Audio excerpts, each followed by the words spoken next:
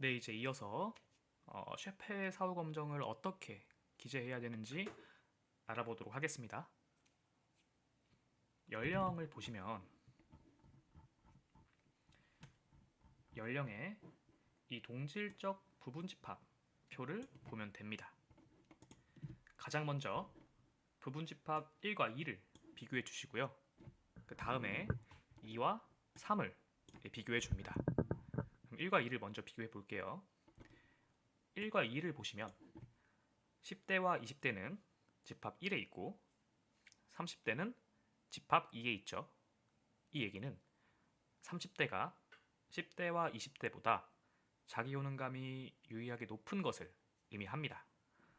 따라서 표에서도 그렇게 기재해 주시면 되는데요. 여기서 중요한 거는 사후 검정을 기재할 때 이 집단마다 알파벳이 부여가 됩니다.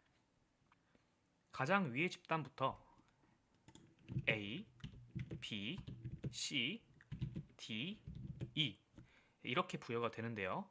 알파벳은 위첨자 형태로 써주시면 됩니다. 10대 옆에 A를 써주시고 드래그한 다음에 Alt Shift P를 누르면 이렇게 위첨자로 바뀌게 됩니다. 나머지 집단에 대해서도 알파벳을 써보도록 하겠습니다.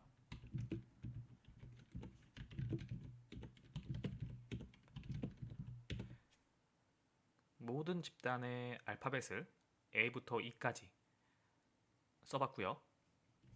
자, 그럼 아까로 돌아가서 부분집합 1과 2를 비교했을 때 10대와 20대보다 30대가 유의하게 높았죠? 따라서 10대와 20대보다 30대가 유의하게 높다고 써주시면 됩니다. 그 다음에는 부분집합 2와 3을 비교해 봅니다.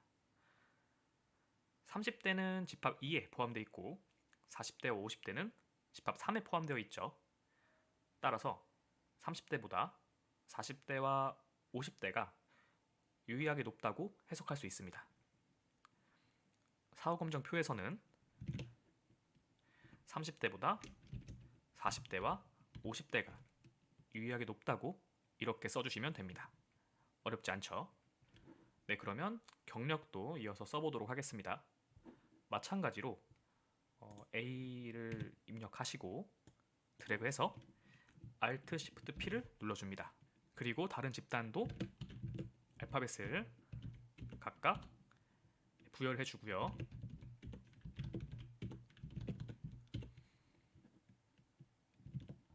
경력에 대한 사후 검정 결과를 보면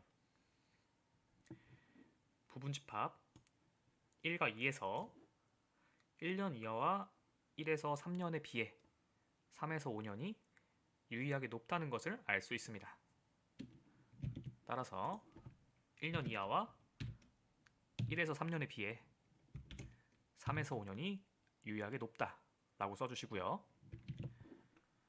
부분집합 2와 3을 비교해 보면 3에서 5년에 비해 5에서 7년과 7에서 10년이 유의하게 높은 것을 알 수 있습니다. 따라서 3에서 5년에 비해 5에서 7년과 7에서 10년이 유의하게 높다고 기재해 주시면 됩니다. 네, 그 다음은 학력을 써보도록 하겠습니다. 마찬가지로 각 집단의 알파벳을 써주시고요.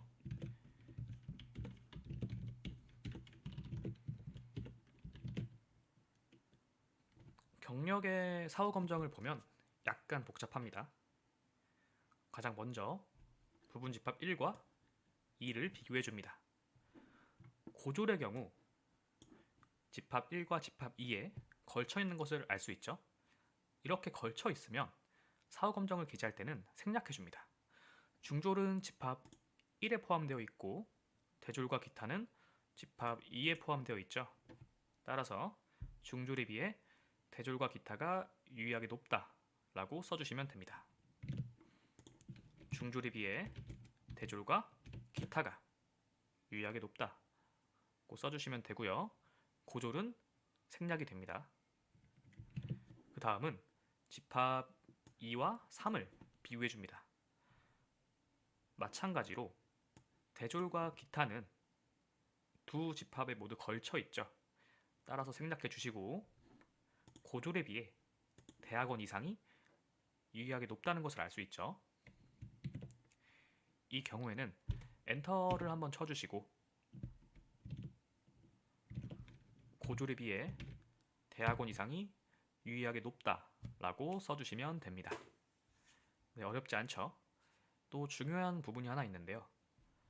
아노바 검정에서 P가 0.05보다 작아도 사후 검정에서 나눠지지 않는 경우가 있습니다. 이 부분 집합이 지금은 1부터 3까지 있잖아요. 그런데 1로만 나와 있는 경우가 있어요.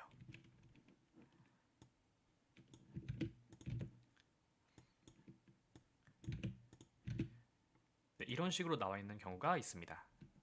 이 경우에는 알파벳 대신 NA를 써주고 집단 옆에 알파벳을 쓸 필요는 없습니다. 네, 이것만 주의해 주시면 되고요. 이제 해석을 작성해 보도록 하겠습니다.